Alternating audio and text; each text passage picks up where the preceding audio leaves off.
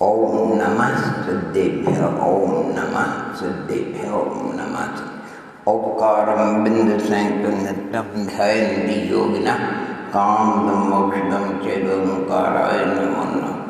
अवृक्षब्दमनो प्रख्याय सकलभूतलकलङ्कामनन्दुपासत्कृता सरस्वती अर्पणो गुरुत्वम् अज्ञानतिमिरान्धानां ज्ञानान्वेषणं चक्षुरुन्मिलितं येन तस्मै श्रीगुरुवे नमः। श्रीपरमगुरुवे नमः। परम्पराचार्यगुरुवे नमः। सकलगुरुविद्वांसं शेषां परिवर्तुं धर्मसम्बन्धकं भव्यजीवं मनप्रोद्घाटं पुण्यप्रकाशं लाभर्णशुद्धंशिगन्धाग्राश्रीभद्रसंग्रनामध्यस्याटकर्ता श्री सर्वज्ञ देवाः तद्गन्धकर्ता ऋषिगन्धं देवा प्रतिगन्धदेवा तेषां वचनुसार श्रीगन्धवृन्दाद्याम् आचार्य नैमितं सिद्धांत चक्रवर्ती विद्यते मंगलम भगवान वीरो मंगलम गौमणि मंगलम कुंदकुंदार्यो जैन धर्म सर्वमंगल मांगल्यम सर्वकल्याणकारकं प्रधानम सर्वधर्माणां जैनं जयतु शासनं। नमो वरिहन्तां नमो शुद्धानं नमो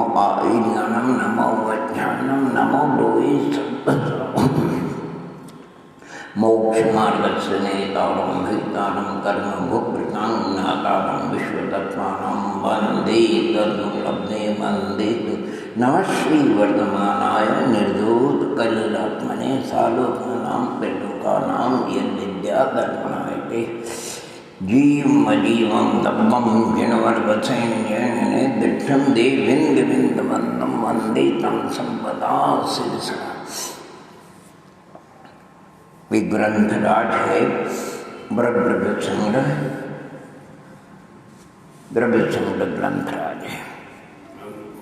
इसमें पूर्व आने प्रत्येक ग्रंथ का जो आप और हम श्रवण करते हैं, पठन मनन करते हैं, तो पूर्वाचार्यों ने कहा कि इन 6 बातों का ज्ञान अवश्य होना चाहिए।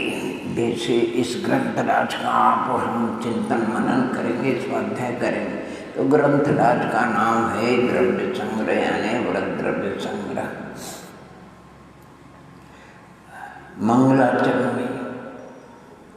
मंगलाचरण में किसको नमस्कार किया?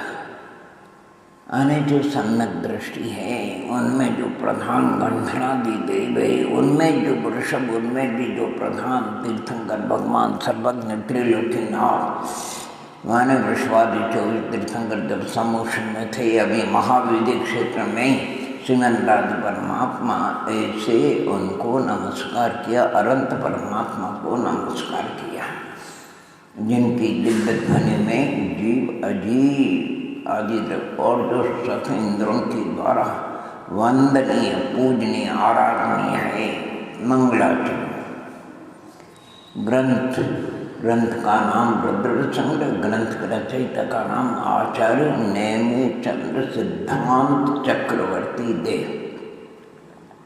बहुत सुंदर ग्रंथ है, बादशाह का सार है, चारों अनुयोगों का मर्म है जिसको कहना चाहिए। ग्रंथ में मंगलाचरण हो गया, ग्रंथ का नाम हो गया, ग्रंथ के रचयिता का नाम हो गया, ग्रंथ का परिमाण शब्द से 58 गाथा है शब्द का, लेकिन अर्थ का परिमाण तो अनंता है।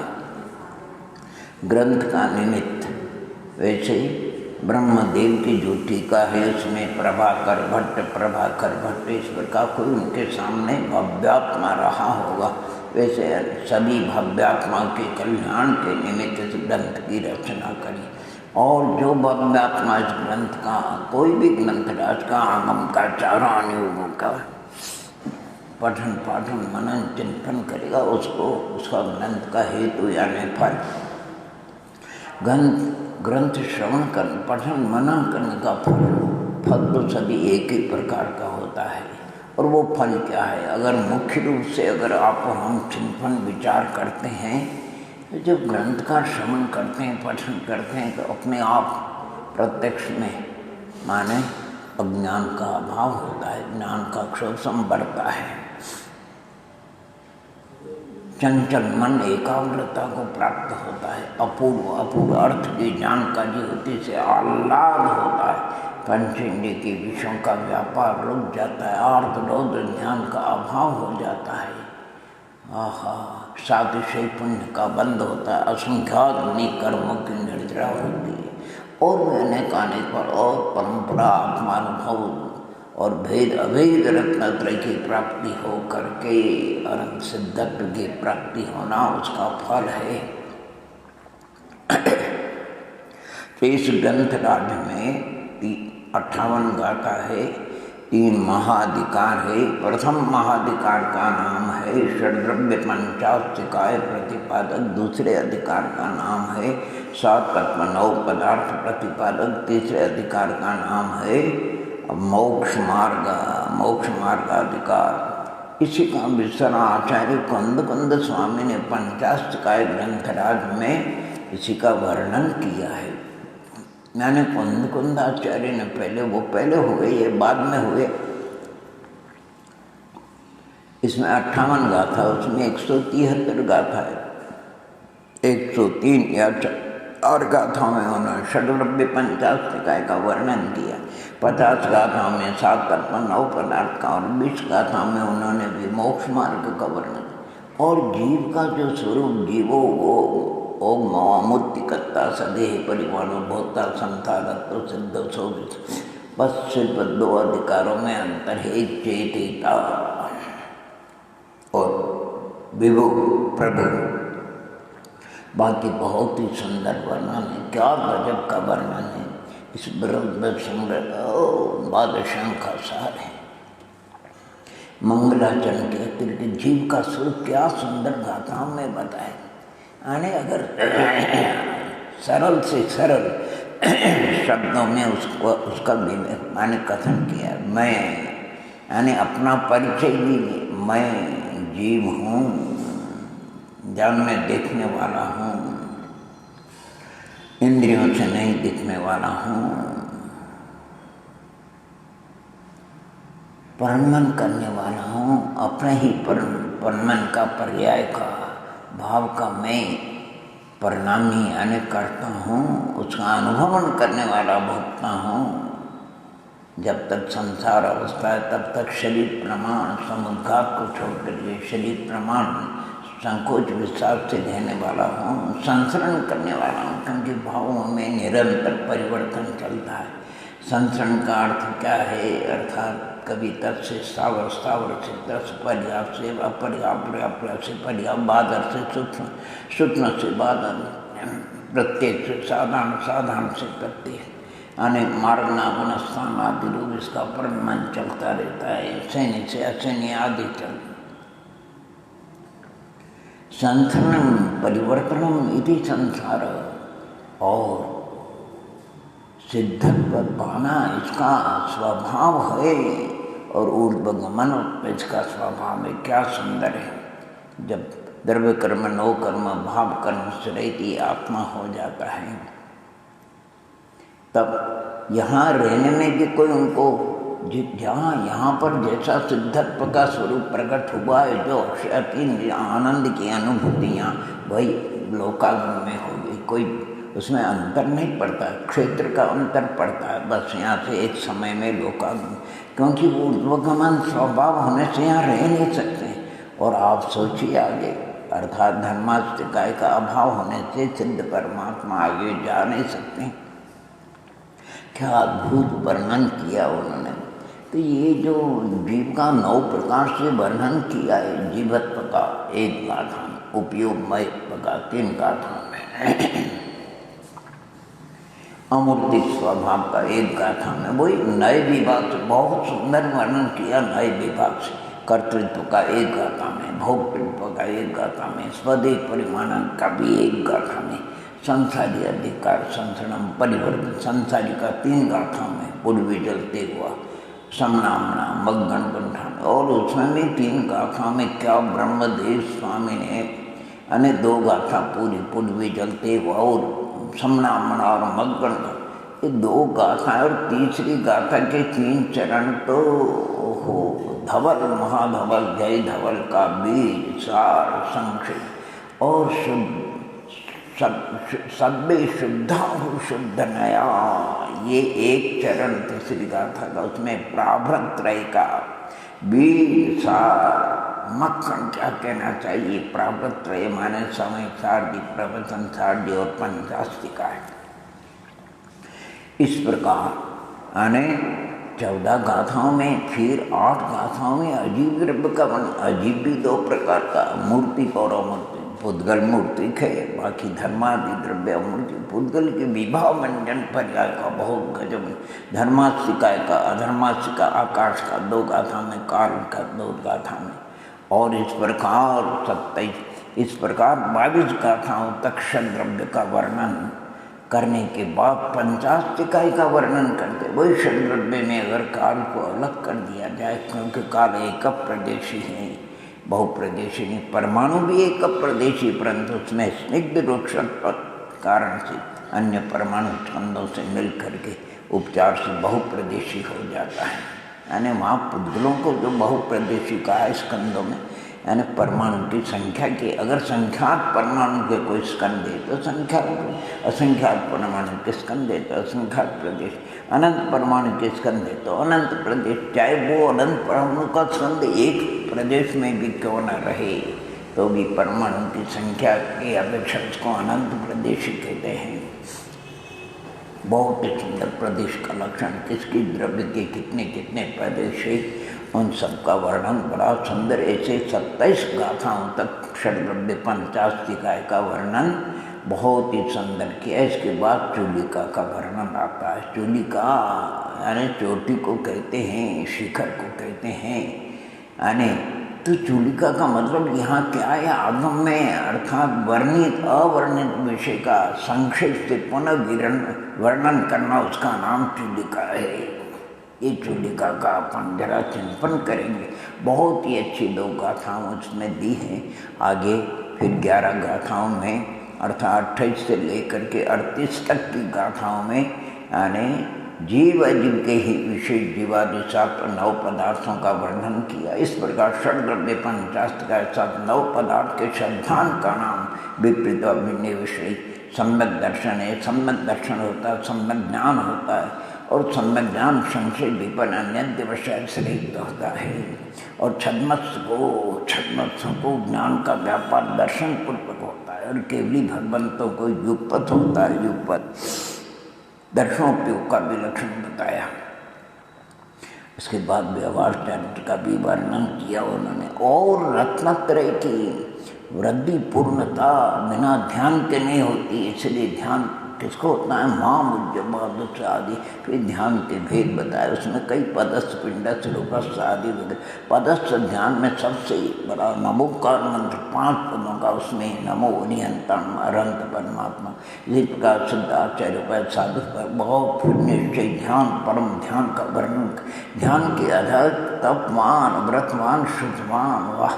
और अंत में ऐसे महान आचार्य भगवंत भी लघुता क्योंकि छद्मस बना है, अल्पज्ञ बना है, अज्ञान से भूल हो सकती है, तो लघुता पर त्याग गजब का ग्रंथ राजे। अपन थोड़ा 24 का षड्द्रव्यों का जिसमें वर्णन है, और वो षड्द्रव्य पंचास्तिका के बाद चूलिका का वर्णन किया है। चूलिका के 2 गाथाओं का ये पहले अपन उल्लेख करते हैं। एक गाथा में धर्मों का वर्णन है, और एक गाथा में उनकी संख्या का वर्णन है। परिणाम जीवमुत्तम सपदेशम ये खेती क्रियाय यह नित्यम कारण कत्ता सब गद मिदरहम यव वैसे। और दूसरी गाथा में उनकी संख्या बताई। दुम्नी एयम पंचतीय एय दुम्नि चौरो यह पंच एयम एदेशम एय उत्तरम नेयम। संक्षेप में तो परिणामी कितने द्रव्य है, दुर्नि दो, इसका बहुत खुलासा किया टीकाकार, बहुत स्पष्ट। यद्यपि छह द्रव्य परिणामी है, ऐसा थोड़ी कि जीव पुद्गल ही परिणामी छह द्रव्यों में परिणमन होता है, लेकिन स्वभाव विभाव रूप परिणमन मात्र जीव पुद्गलों में होता है, इसलिए परिणामी दो द्रव्यों का वर्णन किया, दुर्नि दो। और चेतन उपयोग लक्षण वाला अगर कोई है तो एक जीव, एक एयम अमूर्तम, यानी जीवम अमूर्त, अमूर्त द्रव्य, अमूर्त मूर्तिक, मूर्तम माने मूर्तिक द्रव्य हो। मूर्तिक द्रव्य एक है, स्पर्श गंध वर्णमान एक पुद्गल द्रव्य है। एयम सपदेशम बहुप्रदेशी, कायवान द्रव्य कितने हैं तो पंच माने पांच, का द्रव्य को छोड़ करके जीवात्मकाय, पुद्गलात्मकाय, धर्मात्मकाय, धर्मात्मकाय, आकाश। और आगे एयम अर्थात तीन द्रव्य, धर्मात्मकाय, अधर्मात्मकाय और आकाश, एयम एक एक संख्या वाले, इनकी संख्या है कि जबकि जीव अनंत अनंत, पुद्गल उनसे अनंत अनंत गुणे अनंत अनंत, कालानु असंख्य, लोक आकाश के प्रदेश जितने उतने रत्नों की राशि तरह की असंख्या और मध्यम असंख्या था। यानी उपमा मान में जो आत्मा भेद बताया, मध्यम असंख्या का संख्यात कालानु है। एयम तीन द्रव्य एक संख्या वाले, तीन द्रव्य अनेक संख्या वाले। और फिर आने एयम क्षेत्रम, क्षेत्र रूप एक है, कौन? आकाश। यद्यपि सब परस्पर में एक दूसरे को अवगाना क्षेत्र देते हैं, आकाश असाधारण द्रव्य है, इसलिए वो क्षेत्र रूप है, सभी द्रव्यों को अवकाश देता है, अनादि अनंत, आज के नहीं, उदासीन रूप से कोई किसी को मना नहीं करता है। जितने द्रव्य से अनंत गुणे भी उसके पेट में समा जाते हैं, कोई बाधा नहीं आता है, आकाश क्षेत्र रूप है। वैसे आने द्रव्यात्मक द्रव्य, क्षेत्रात्मक द्रव्य, कालात्मक द्रव्य और भावात्मक द्रव्य, आचार्य भगवंतों का वर्णन है। आने द्रव्यात्मक द्रव्य पुद्गल द्रव्य है, पुद्गल द्रव्य उसके किसी अन्य द्रव्य की आवश्यकता नहीं, स्निग्ध रूप से वो यानी स्कंदों के साथ अन्य परमाणु से मिलता बिछुड़ता रहेगा, इसलिए वो द्रव्यात्मक द्रव्य है।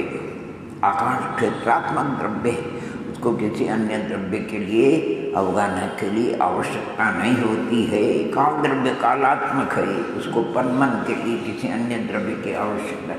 और जीव द्रव्य भावात्मक अर्थात ज्ञानात्मक होने से उसको जानने के लिए किसी अन्य जीव की, जीव स्वयं अपने को भी जानता और अन्य को जानता है, ज्ञान स्वयं अपने को भी प्रकाशित अन्य को भी प्रकाशित करता है।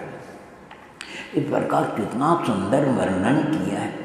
और इसी में देखो ये भी एक वर्णन आया है, द्रव्य में महान महास्कंद त्रैलोक्य व्यापी, द्रव्य में सबसे लघु लघु कहते हैं परमाणु, क्षेत्र में महान आकाश सर्वव्यापी, दश दिशा में कहीं अंत नहीं, क्षेत्र में माने सबसे छोटा, प्रदेश काल में भविष्य काल अनंत समय वाला, और माने लघु सबसे छोटा, एक समय आहा, एक परमाणु मंद गति से अनंत प्रदेश जिसमें काल लगता है उसका नाम एक समय, अथवा तीव्र गति से तो 14 राजू चला जाता है। और भाव में यानी महान केवल ज्ञान, विभाग केवल ज्ञान केवल दर्शन, उत्कृष्ट अनंता विभाग प्रतिक्षेप ब्रह्मांड, और माने सबसे कम अविभाग प्रतिच्छेद, जिसका दूसरा विभाग जहाँ जैसा प्रकरण हो, ज्ञान का प्रकरण हो, कर्म शक्तियों का प्रकरण हो, वैसा लगा लेना चाहिए। क्षेत्र रूप आकाश, क्रियावान द्रव्य, क्रिया दो प्रकार की होती, प्रदेश परिस्पंदन यानी प्रदेशों का परिस्पंदन होना, और क्षेत्र से क्षेत्रांतर, ये दो प्रकार की क्रिया, ये किसमें होती? दो द्रव्यों में होती है, अर्थात दुर्नि दो, जीव और पुद्गल। जीव पुद्गल क्षेत्रांतर भी होते हैं, उनमें प्रदेश परिस्पंदन, जो चार द्रव्य धर्मादि उनमें क्षेत्रांतर की क्रिया नहीं होती, न प्रदेश परिस्पंदन होता है। क्षेत्र क्रिया और नित्यम, यद्यपि सभी द्रव्य अनादि से थे, अनंत काल तक रहेंगे, नित्य है, तथा चार द्रव्यों को उन्होंने नित्य का, अधर्मस का, आकाश और कालानु, यानी उनमें कोई विभाव नहीं प्रज्ञा नहीं होती और कोई विकृति नहीं होती। इसलिए ये चार द्रव्य नित्य है। कारण आह, क्या सुंदर वर्णन किया, यानी 5 द्रव्यों को कारण रूप में स्वीकार किया है। जीव को छोड़ करके पुद्गल तत्पार्थसूत्र के 5वें अध्याय और सभी ग्रंथ राजों में है, पुद्गल जीव के लिए कैसे कारण बनता है। अरे शुद्ध जीवित मनोप्राश्य, शरीरवान मन प्राण पाना पुद्गला नाम, ये पुद्गल का कार्य बताया जीव के लिए। और गति में धर्मास्तिकाएँ हैं, उदासीन रूप से स्थिति में अधर्मास्तिकाएँ, अवहन अनाद्यन आकाश देता प्रण में निकाग्रव्य, इसलिए 5 द्रव्यों को कारण। यद्यपि जीव परस्पर अर्थात एक दूसरे का उपकार का मतलब भलाई नहीं, निमित्त होना स्वामी सेवक आदि के लिए, इसलिए कारण रूप 5 द्रव्य है। और जीव को तो कर्ता यानी परिणामी सभी द्रव्य है।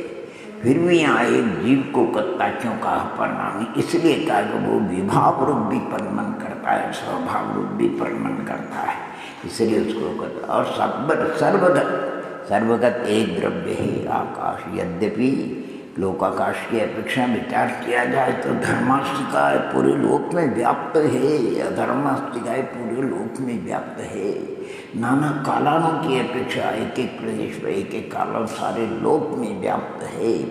पुद्गल मासखंड भी सारे लोक में व्याप्त है। जब केवली समुद्घात होता है तब एक जीव भी सारे लोक में प्रदेशों के अपेक्षा व्याप्त हो जाता है। बाकी अनंत जीव लोक में ठसाठस भरे, पुद्गल भी ठसाठस भरे हुए हैं। इसलिए लेकिन सर्व लोक को छो आलोक में सर्वत्र हो ऐसा एक आकाश द्रव्य, इसलिए सर्वगत उसको कहा है। सर्वगत इधम, ये सभी द्रव्य लोकाकाश में परस्पर में एक दूसरे के क्षेत्र में रहते हैं, तथापि अपने स्वभाव को कोई भी नहीं छोड़ता। अपने स्वभाव माने जीव था, है और रहेगा। उपयोगमयी जीव, चेतनामयी जीव था, है। कभी जीव अजीब नहीं होता है, अजीब कभी जीव नहीं होता है। मूर्तिक पुद्गल कभी अमूर्तिक नहीं होता है, अमूर्तिक कभी मूर्तिक नहीं होता है। एक प्रदेश कभी बहुप्रदेश कभी एक प्रदेश नहीं होता है।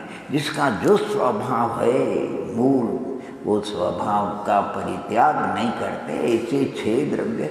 अब इसमें अपने को हे उपादेय रूप से 6 ज्ञान जानने की अपेक्षा तो 6 द्रव्य जानना चाहिए।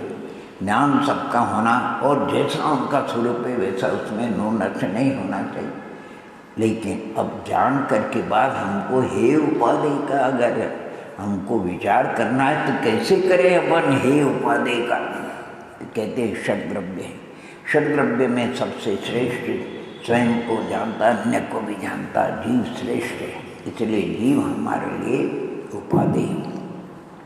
अच्छा, जीव को जीव तो अनंत है। ओहो, त्रिकालवर्ती अर्थ व्यंजन पर्याय के समूह का नाम है। तो फिर क्या जीव में, हाँ, पर्यार्थिक यानी पर्याय की दृष्टि से अगर विचार किया जाए तो जीव में जो पंच प्रमेशी भगवान थे वो हमारे लिए उपादेय है व्यवहार से। और पंच प्रमेशी भगवंतों में भी विचार किया जाए, जो आचार्य उपाध्याय साधु अभी वो अपूर्ण है, वीतरागता और सर्वज्ञता भी नहीं है, वीतरागता भी अपूर्ण है। इसलिए उनकी अपेक्षा अनंत और सिद्ध हमारे लिए उपादेय है। और अनंत सिद्ध भगवंतों में भी अगर विचार किया जाए तो अनंत 4 घातिया कर्म रहे, लेकिन सिद्ध भगवान 8 ही कर्म से रहे। सिद्ध भगवान उपादेय और सिद्ध भगवान की अपेक्षा भी परम पारनामी भाव नहीं की अपेक्षा विचार किया जाए तो कहते हैं हमारा आत्मा हमारे लिए उपादेय है। सिद्ध भगवान है, सर्वोत्कृष्ट है, हो अक्षय आनंद में मग्न है। लेकिन उनका सुख, उनका ज्ञान जो कुछ उनके लिए मुबारक है, हमारे लिए थोड़े काम में आता है। हमारे लिए तो जो अपनी आत्मा में प्रकट होगा वही हमारे लिए काम आएगा। इसलिए मान लो किसी का महल है, किसी की झोंपड़ी है, तो जो झोंपड़ी में रहता है उसकी सर्दी गर्मी तो झोंपड़ी से बचेगी, महल से नहीं बचे। किसी की थाली में कई व्यंजन हैं, एक की थाली में साधारण रूप का भोजन है तो उसकी भूख तो भूखे आहार से मिटेगी। आपकी हमारी यानी जो वेदना वो तो अपने परिणामों से मिटेगी, इसलिए अपने को बताया। बहुत अच्छा वर्णन, और भी कई जगह वर्णन है। अथवा दूसरे शब्दों में विचार करो तो सुख उपादेय है। सुख अर्थात निराकुल अतिंद्रिय आनंद उपादेय है, इसलिए मोक्ष उपादेय। मोक्ष उपादेय उसका कारण है संवर और निर्जरा, वो उपादेय। और संवर निर्जरा का कारण है सम्यक दर्शन ज्ञान चारित्र, इसलिए वो उपादेय। उनके लिए भी व्यवहार से वीतराग देव गुरु शास्त्र वो हमारे लिए कारण है, इसलिए वो भी व्यवहार से उपादेय है। यानी इस अगर हे का विचार करें तो दुख, आकुलता, अशांति, व्यग्रता है। आकुलता संसार है, संसार का कारण आशा और बंध है, उसका कारण मिथ्या दर्शन ज्ञान और चारित्र सब है। और मिथ्या दर्शन ज्ञान चारित्र का कारण जो भी उसके बाह्य अनायतन है ये सब हे में चले जाएंगे। इसलिए हमें हे उपाधि का भी अच्छी तरह ज्ञान, यानी चूलिका का अर्थ है हमें आत्म द्रव्य को, जीव द्रव्य को सम्यक प्रकार से आगम अध्यात्म से जान करके, द्रव्य गुण पर्याय से अच्छी तरह जान करके, जो जान दी अरहंतम द्रव्यतम गुणतम, अरहंत परमात्मा को जो द्रव्य गुण पर्याय से जान लेता है वो अपनी आत्मा को भी द्रव्य गुण पर्याय से जान, और उसका कहते हैं मोह अभाव को प्राप्त हो जाता है, उपशम को प्राप्त होता है, विक्षय को प्राप्त हो जाता है। क्या बात है, गजब का वर्णन। वो जीव अल्पकाल में अक्षय अतीन्द्रिय सुख को प्राप्त हो जाता है। देखो बात वस्तु स्थिति यानी आचार्य भगवंतों ने भव्यात्माओं के कल्याण के लिए हर प्रकार से अल्प बुद्धि वाली भव्यात्मा भी यानी कल्याण मार्ग से वंचित न रहे उनके लिए भी प्रयत्न किया है। मध्यम रुचि वालों के लिए भी क्या, उत्कृष्ट रुचि वाले, विस्तृत रुचि वाले भव्यात्माओं के लिए भी उन्होंने यानी हर प्रकार से संतों ने, भगवंतों ने हमारे लिए कल्याण के लिए जिनवाणी इस प्रकार की रचना करी। चारों अनुयोग का गजब किया अनुयोग का रचना। लेकिन एक बात आप हमको अंतःकरण से स्वीकार करना पड़ेगा, और वो ये है, मान लो कोई भव्यात्मा पहली बार इंदौर आया और उसको घूमटगिरी के दर्शन करना है, तो किसी भद्र प्रणामी से पूछा भैया घूमटगिरी, तो वो घूमटगिरी का रास्ता बता देंगे। लेकिन साथ में थोड़ी है, घूमटगिरी तो उनको अपने पैरों से जाना पड़ेगा, अपने साधनों से जाना पड़ेगा। एक बार तो ऐसा हुआ कि घूमटगिरी कितने दूर है कि 15 किलोमीटर दूर है, हम कब पहुंच जाएंगे कि आप चलो। अरे हम पूछ रहे हम कब पहुंच जाएंगे, कहते हैं आप चलो। बोले हम तो पूछ रहे हैं कब पहुंच जाएंगे। तो भाई साहब जब तक आप चलोगे नहीं, जब तक हम आपकी चाल को नहीं देखेंगे, तब तक हम कैसे कह सकते हैं कि आप घूमटगिरी कब तक पहुंच जाओगे। कोई पूछेगा मोक्ष हम कब तक पहुंच जाएंगे, मोक्ष हमको कब तक प्राप्त हो जाएगा। चलो पुरुषार्थ करो, यानी जो आगमानुसार यानी भेद रत्नात्रय का पुरुषार्थ करो, फिर अभेद रत्नात्रय का चरणायोग आदि पद्धति से चलो। अरे नहीं चलेंगे तो कब, अब चले नहीं हम कब पहुंच जाएंगे, कब मोक्ष को प्राप्त हो जाएंगे, कब मोक्ष। भैया चलने से, पुरुषार्थ करने से मोक्ष की प्राप्ति होती है, वैसे मोक्ष की प्राप्ति नहीं होती है। ये सब बातें आपको हमको सब ज्ञात हैं। एक पद्म पुराण का आख्यान आपको बताएं, बहुत से भव्यात्मा कहते हैं नए विभाग को हमको समझना है। नए, अरे नए को चक्र की उपमा दी, ओहो। अरे आगम की अपेक्षा नए के भेद किए, गजब। नई मादी भेद किए, उनके भी आवांतर भेद किए, 36 भेद किए। अरे नए की अपेक्षा प्रवचन सार में 47 नयों का वर्णन है कितने, और जितने शब्द है वो सब शब्द नए, और जितने धर्म है वो सब अर्थ नए, और ज्ञान, शुद्ध ज्ञान के जितने अंश हैं उनको भी नए की यानी शुद्ध ज्ञान के विकल्प को नए की उपमा दी है। ये नए वस्तु स्वरूप को जानने के लिए उपकारी सापेक्ष, निरपेक्ष नहीं। निरपेक्ष नया मिथ्या, सापेक्ष नया सम्यक। प्रमाण निरपेक्ष नहीं, नए निरपेक्ष प्रमाण भी नहीं। इतना सुंदर वर्णन। तो पद्म पुराण में एक व्याख्यान, हम तो संक्षेप आपको कहते हैं, नहीं कि दो भेद समझ लीजिए, व्यवहार और निश्चय। व्यवहार का भी बहुत लंबा चौड़ा परिवार है, निश्चय का भी बहुत लंबा चौड़ा परिवार है। तो इनको समझने के लिए आपको हमको क्या है, पद्म पुराण में एक आख्यान आया है जो हमारे चिंतन के योग्य है। यानी जब रावण का संदेश आया पवन जी के पास कि वरुण के साथ में युद्ध का प्रसंग है, आपको हमारे यानी मदद के लिए आना जल्दी से जल्दी। पवन जय रावण की मदद के लिए चले। उस समय अंजना यद्यपि 22 वर्ष से उपेक्षा थी, ये सब कर्म का खेल है, द्वारे खड़ी थी। सिर्फ इतना उसने भाव व्यक्त किया कि आपने युद्ध में प्रस्थान करते समय सब बड़ों का विनय किया, बराबरियों को वात्सल्य दिया, और जो छोटे उनको करुणा दृष्टि से देखा। कम से कम इस दासी को, सेविका को भी अपने मुख से नहीं, दूसरे मुख से तो कुछ न कुछ दिलासा दिला देते। आप यहाँ विराजते थे तब भी होगा, लेकिन अब युद्ध में प्रस्थान कर रहे हैं। देखो परिणामों की विचित्रता है। पवन जय एक आवेश में था, शब्द तो उनके मुख से निकला, लेकिन जैसा निकलना चाहिए वैसा जा मर, क्या शब्द है। फिर चल दिए। मित्र प्रस्थ वगैरह सैन्य उनके साथ में थे, और कैलाश पर्वत पर जा कर के प्रथम उनका विश्राम यानी रात्रि विश्राम का स्थान था। विद्याधर थे, सुंदर महल बना लिए और महल पे बैठे हुए अवलोकन कर रहे थे। उन्होंने चकवा चकवी को देखा और देख करके भीतर से विचार किया कि ये चकवे के बिना कितनी, यानी प्रकृति का नियम है, दिन को मिल जाते हैं और रात्रि को अलग अलग हो जाते हैं। तो वो चकवी तड़प रही थी, पानी में इधर उधर देखती थी, और जो उनके परिणाम में परिवर्तन होता, अरे रे मैंने बहुत बड़ा अपराध किया है। अंजना का क्या दोष था। शब्द तो उसकी सखी ने, मिश्र केशी ने कहा था, मैंने अच्छा नहीं किया, अब मैं युद्ध के लिए प्रस्थान करने जा रहा हूँ और बिना मिले मेरी स्थिरता भी नहीं होगी, और वो भी जीवित बचे नहीं बचे। त्रस्त हो गए, आकुलित हो गए।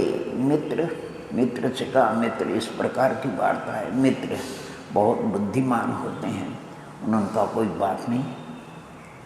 ऐसे यानी युद्ध के लिए आप प्रस्थान कर रहे हैं तो उत्साह से ही जाना अच्छा है। और अभी तक आप अंजना से और सबसे मिल करके युद्ध के लिए प्रस्थान कर चुके, इसलिए जाना भी उचित नहीं है। तो फिर उन्होंने माने सुमेरु पर्वत के दर्शनों की बहाना बना करके भार सेनापति को सलाह करके दोनों को प्रश्न मित्र और पवन जय चले। जा करके अंजना के महल पे पहुंच जाते हैं, खटखटाते हैं। दासी जागृत थी, आकर कहती वस्तु वाला प्रश्न कहता है पवन जय आए, पवन जय आए।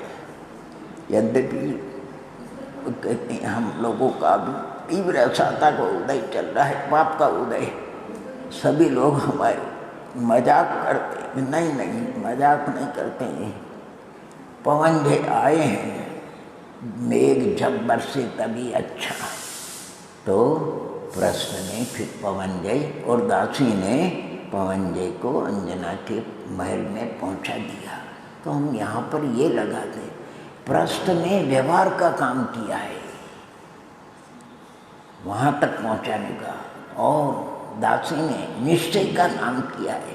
और जब महल में पहुँच गए तब न व्यवहार का काम न निश्चय का, अर्थात घर से भव्यात्मा को मंदिर में लाना, गुरु के शरण में लाना, जिनवाणी के शरण में लाना, ये व्यवहार का काम है। तीर्थ वंदना के लिए ले जाना, और निश्चय का काम क्या है? वहाँ से स्वरूप में ले जाना है। और जब स्वरूप में कोई पहुँच जाता है, यानी स्वरूप में लीन हो जाता है, निर्विकल्प समाधि को प्राप्त हो जाता है, शुद्धोपयोग को प्राप्त, वीतराग संवेदन ज्ञान को अभेद रत्नत्रय रूप, फिर न वहाँ व्यवहार का कोई विकल्प, न प्रमाण, नए निक्षेप को, न उद्योग अनुभव, जिसे अनुभव में फिर इनका कोई विकल्प नहीं रहता है। तो नए चक्र बहुत बड़ा है, यानी प्रयोजन उनका अपने को लेना चाहिए, व्यवहार कोई अपने को नहीं, और शुभ से बचा करके शुभ में लगाता है। इसलिए तो व्यवहार कहते हैं मंदिर जाना धर्म है, शास्त्र श्रवण करना धर्म है, दान देना धर्म है। और निश्चय उसके भैया से पूछेंगे ये क्या कह रहा है, हाँ ये कह रहा है, अपनी अपेक्षा ठीक कह रहा है, लेकिन आप क्या कहना है? मंदिर जाना पुण्य है, दान देना पुण्य है, स्वाध्याय जिनवानी श्रवण करना पुण्य है। निश्चय उसको पुण्य कहता है, व्यवहार उसको धर्म कहता है, क्योंकि व्यवहार अशुभ से बचाने के लिए। और निश्चय इसलिए कह रहा है कि अभी पुण्य में ही संतुष्ट हो जाओगे, अटक जाओगे तो तुम्हें निर्वाण की प्राप्ति नहीं होगी। निर्वाण की प्राप्ति के लिए तो स्वरूप में लीन होना पड़ेगा। माँ चिट्ठ माँ जिम्प माँ चिंत किम विजयन हुई थी, आहा, तब जा करके अनंत सिद्धत्व की प्राप्ति होगी। बहुत सुंदर आगम। तो मतलब कहने का है कि भव्यात्मा जिनवानी हमारे लिए संकेत करती, हमें मार्ग बतलाती है, लेकिन मार्ग तो आपको हमको अपने ही पैरों से और पुरुषार्थ से चलना पड़ेगा। हम चले नहीं, पुरुषार्थ नहीं करें तो इसलिए शास्त्रकारों ने ये भी कहा है, मन भर वाचन से कण भर पाचन श्रेष्ठ है। मन भर वाचन से कण भर पाचन पच जाए वो श्रेष्ठ है। बहुत शास्त्रों को हमने पढ़ा, खूब किया, लेकिन अगर जगन आत्मा में यानी उसका आत्मसात नहीं हुआ तो कहीं ऐसा सुनने में आया है, आचार्य भगवंत विद्यासागर जी महाराज के पास कोई भव्यात्मा पहुंच गया होगा, जरा उसको अपने ज्ञान का उपशम का थोड़ा बहुत बहुमान कहो, अहंकार हो, जो भी हो, चर्चा में कोई प्रसंग आ गया होगा तो कहते महाराज जी मैंने 17 बार समय सार का वाचन किया है, 17 बार में समय सार को मैं पढ़ा। आचार्य भगवंत ने कुछ भी शांति से, तो भाई साहब आपने 17 बार समय सार पढ़ा है, मैंने तो एक बार भी नहीं पढ़ा। जो पढ़ा मेरे तो वस्त्र उधर गए, वस्त्र का ममत्व छूट गया, परिवार का ममत्व छूट गया, दुनिया का ममत्व छूट गया। मैं तो आत्मकल्याण के मार्ग में जैनेश्वरी दीक्षा लेकर के संलग्न हो गया। और आपने 17 बार समय सार पढ़ा, लेकिन आपके वस्त्र नहीं उतरे। अर्थात समय सार पढ़ना यानी इस प्रकार आत्मसात करना उसका है। एक बार को ये प्रसंग सुनने में आता है, चारित्र चक्रवर्ती शांत साधन महाराज, चंद्रसागर महाराज जो ब्रह्मसभा में थे, उनको दिगंबर संतों से यानी निर्गन संतों से अरुचि थी, क्या है नग्न देने में क्या है आदि आदि। तो उनका एक मित्र शांत सागर महाराज कहते चलो अपन महाराज के दर्शन, नहीं मन नहीं होता है, अरे चलो तो सही, चलो सही, आग्रह करके अपने मित्र के साथ में वो दर्शनों के लिए गए। शांत सागर महाराज दर्शन किए, भीतर में जो परिणाम होते वो बाहर शब्दों में आते हैं। महाराज इस काल में कोई भावलिंगी संत नहीं होते। आचार्य भगवान शांत सागर जी ने कुछ भी भीतर में मन में 19-20 को बहुत अच्छी बात है, भावलिंगी संत नहीं, लेकिन मेरे एक छोटे से प्रश्न का आप उत्तर दे सकते हो। कहो भैया वो वृक्ष कौन सा वृक्ष है? देख कर अरे ये तो आम का वृक्ष है, तो 2 आम लेकर के आ जाओ। महाराज अभी आम का मौसम नहीं है, जब मौसम होगा तब आम के फल लगेंगे। तो भाई साहब ये द्रव्यलिंग है, ठीक है, मौसम आएगा तो इसमें भावलिंग होगा, और इसमें मोक्ष का फल प्राप्त। इतने प्रभावित हुए कि घर को छोड़ करके दिगंबरी दीक्षा को धारण कर लिया। तो मार्ग तो अलौकिक है, उसको बस आत्मसात करने की आवश्यकता है। गुणगान, भोजन के गुणगान, भोजन बनाना अच्छे सब कुछ करने, लेकिन बनाना देखने के लिए नहीं, चर्चा के लिए नहीं, उसको सेवन करने के लिए है। इससे जिनवानी देखने के लिए नहीं, सुनने के लिए नहीं, सुनाने के लिए नहीं, ये तो इसका मर्म जो कुछ है उसको आत्मसात करने के लिए, जीवन में उतारने के लिए। अगर आप और हम, इसमें कोई ज्ञान के क्षमता की भी ज़्यादा कोई आवश्यकता नहीं है। अल्प ज्ञान होता है, वो भी कल्याण कर सकता है। आने श्रेणी के आरोहण के लिए कम से कम त्रिगुप्त माने अष्ट प्रवचन मातृका, 3 गुप्ती 5 समिति जीवन हो, वो श्रेणी चढ़ करके अनंत अवस्था को प्राप्त कर सकते हैं। और बादशाह का ज्ञान हो तो सोने में सुगंध, कोई बात नहीं। यानी इसलिए हमें तो मुख्य रूप से अपने आत्म कल्याण, आत्मा का भला कैसे, ये आत्मा अनंत संसार परिभ्रमण से कैसे बचे, कैसे ये वास्तविक सम्यक दर्शन को प्राप्त हो करके, यानी आप ऐसा पुरुषार्थ कीजिए, ऐसा लगन से पुरुषार्थ कीजिए कि तीसरे भव का उल्लंघन न हो। क्योंकि यहाँ इस काल में अभी मोक्ष नहीं है, स्नान भी नहीं है, इतनी साधना भी नहीं।